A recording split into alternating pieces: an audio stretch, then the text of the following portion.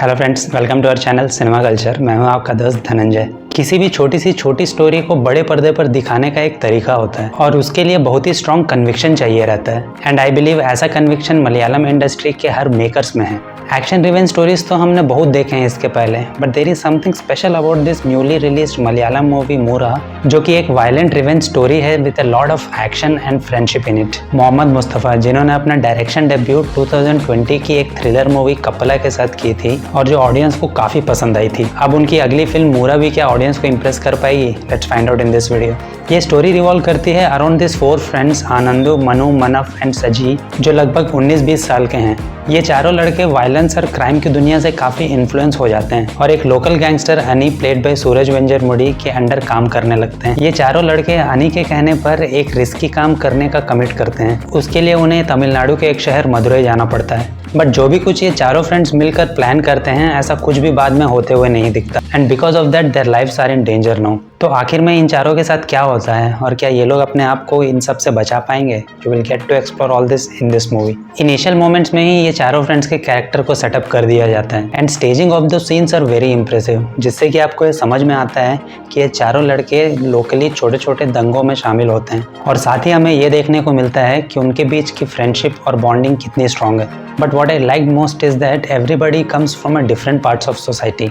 एक बंदा middle class से आता है तो एक लोअर मिडिल क्लास से, एक कबाब मीट शॉप में काम करता है तो एक की माँ सब्जी बेचती है। मूवी में 2 और कैरेक्टर से भी हमें इंट्रोड्यूस किया जाता है बाद में, जो कि उन चारों के गैंग में शामिल होते हैं and becomes a gang of 6 best friends and the way the bonding gets established among them looks very organic. Movie फिर धीरे धीरे इंटेंस होते जाती है और ज़्यादा पैसों के चक्कर में वो लोग खुद के लिए ही प्रॉब्लम्स क्रिएट कर लेते हैं एंड मूवी सेकेंड हाफ में आते आते एक रिवेंज स्टोरी बन जाती है। But the good thing is जो बदला लेने का इमोशन है वो काफ़ी स्ट्रॉन्ग लगता है and you believe everything that is happening in the movie. 19-20 साल के लड़के जो बिना किसी काम के और अपने लाइफ के बारे में क्लूलेस हैं, बट वही 19-20 साल के लड़कों के बीच में फ्रेंडशिप भी उतनी ही स्ट्रॉन्ग है, जिसकी वजह से आप इन कैरेक्टर से कनेक्ट हो जाते हो और इस रिवेंज स्टोरी को बिलीव कर पाते हो। Having said that, second half में आते आते मूवी पूरी तरह से प्रिडिक्टेबल हो जाती है और जो भी ट्विस्ट आपको देखने को मिलते हैं उसे आप काफ़ी दूर से ही गेस कर पाते हो। But the way this normal revenge story told on the big screen makes it special. कहीं कहीं पर फ्लॉस होने के बावजूद भी ये मूवी आपको इसलिए इतनी इंप्रेस कर पाती है because of its intense emotion and the raw action. इस मूवी में एक्शन जितना रॉ एंड रियल हो सकता है उसे वैसे ही प्रेजेंट किया गया है, चाहे वो चेस सीक्वेंस हो या fight sequence. Every action sequence looks very impressive.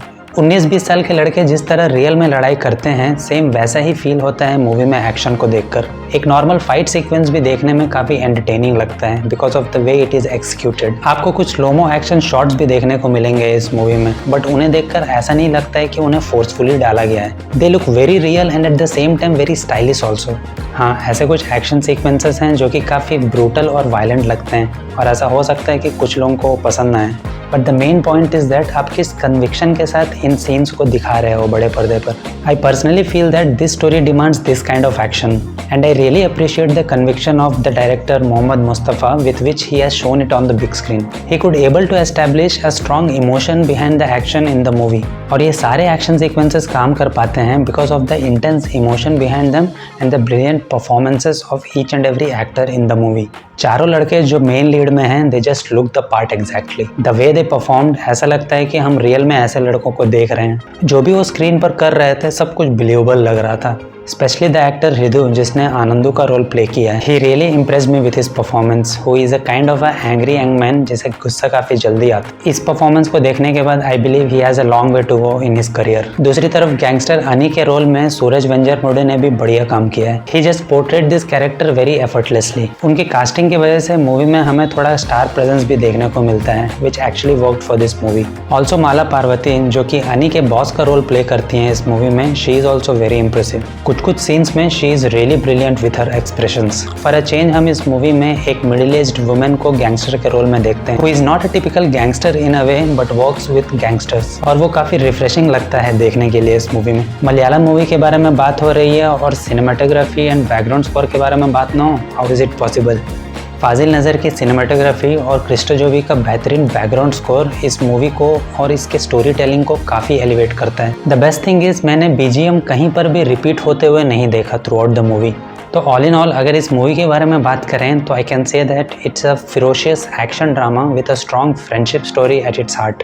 और ये मूवी आपको एक अच्छा और डिसेंट एंटरटेनमेंट देती है थिएटर्स में because of the raw and drastic action and some of the intense performances by the lead actors. But less engaging narrative के कारण मूवी आपको पूरी तरह से इंप्रेस नहीं कर पाती। इस मूवी में वो सब कुछ था जो इसे एक क्लासिक एक्शन रिवेंज ड्रामा बना सकती थी, but as an audience I wanted something beyond the regular gangster revenge story, जिसकी वजह से एट द एंड समहाउ ये मूवी एक नॉर्मल अबव एवरेज मूवी बन के रह जाती है। बट अगर आपको raw and drastic action movies explore करना पसंद है then this movie is for you. So that's all in this video. और अगर आपने मूवी ऑलरेडी देख ली है प्लीज़ लेट मी नो कि आपका एक्सपीरियंस कैसा रहा। And if you like this review please consider giving a thumbs up. और अगर आप इस चैनल में नए हैं and if you like this kinds of detail movies reviews to watch then please consider subscribing the channel. See you in the next video. Till then take care, bye.